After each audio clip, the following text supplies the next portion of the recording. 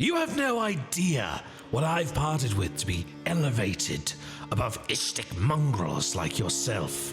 You divert and distract from what should be our shared goal. And for what? Camaraderie, friendship. We pull and pluck the information we need and continue forward, lest we find our objective slipping away. And as for you, Skva, such indignance in the face of those who have you at their mercy. But I know all too well that everything has its price. It's just a matter of how much you are willing to offer me to live. The warmth of those who share your birth world will not be found in my eyes, Ishtik. Look upon them and know the hungering void seconds away from eclipsing your life.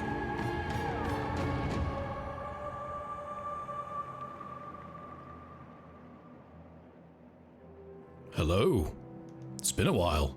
I apologize as I've been somewhat distracted of late, throwing previous video ideas out of the window and occupying my time with a little-known video game that's been devouring my attention like a newborn child. I've played Baldur's Gate 3 since early access dropped. I was there during disapproval winter. And predictably, once the full release version emerged kicking and screaming into the light of a new day, I haven't been able to put it down. Slight addiction aside, because this is not a review of the game. No, dear viewer. If you're here, you don't need me to audibly dry hump this masterpiece of gaming media. What I am here to offer you is my thoughts on a translation of Githyanki to your tabletop experiences. Baldur's Gate has provided an intricately crafted experience for sure, but as a playground alone, it has been a great testing tool and an immense source of inspiration. Githyanki have gone from this fringe race of space supremacists no one gave a shit about, to a race of space supremacists the gaming community is now speedrunning sex with. But they offer more than exotic rocks to get off to. Buried under all that raw amphibian appeal is a culture ripe for exploration.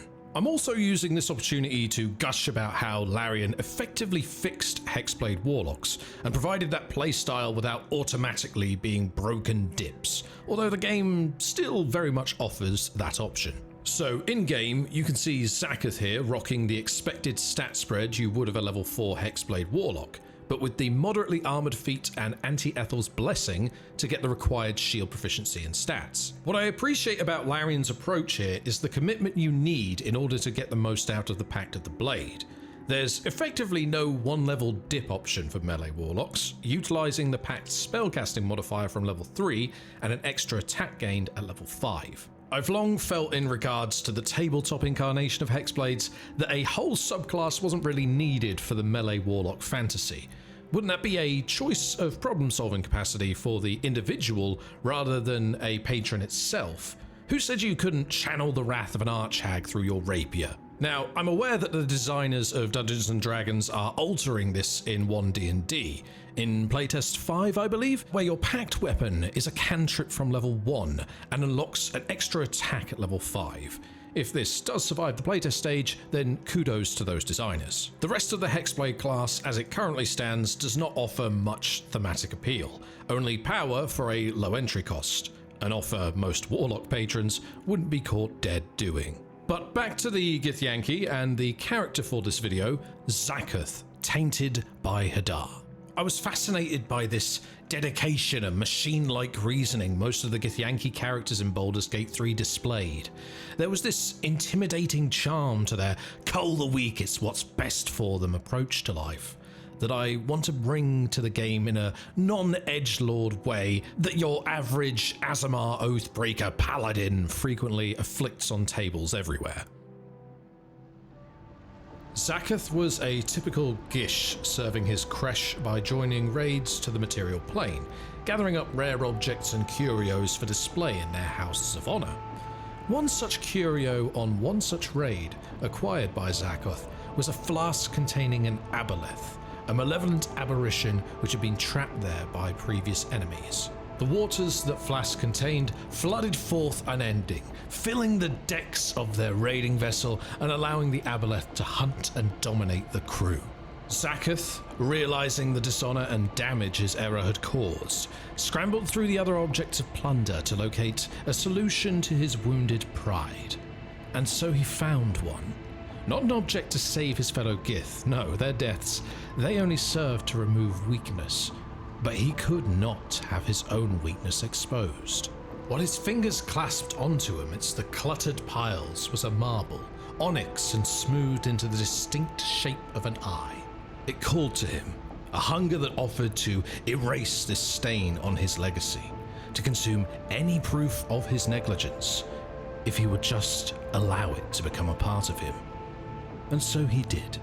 The entity's desperation clawed at this new ground, the marble melting his eye away to make room for its usurper. The pain was excruciating, but with it came new thoughts, new ideas, and the will to enact them. Zaketh's hands reached intuitively for a blade. Any would do, and surrounded by plunder, he was not left wanting. With that, he erased the aboleth. He erased his fellow crew, each and every witness to his mistake. Gone. But his new patron did not relent its ambitions here. It would seek more to consume in its desire to persist, and Zaketh would provide. So there you have it, a take on a Githyanki Hexblade that avoids the pitfalls of being tied to a specific weapon or cursed swords. Instead, we have an object that has still become part of the character, but that frees your hands up for all of the lovely magical weapons your DM will throw your way, I'm sure. Hopefully this video has been of some use to you. It's been wonderful to see the feedback of those who enjoy this alternative to the usual build-centric or mechanics-focused guides out there. Sometimes we just need a little nudge to finalize a character idea rather than a series of abilities we want to try out. So thank you again, and do the best you can wherever you may be at.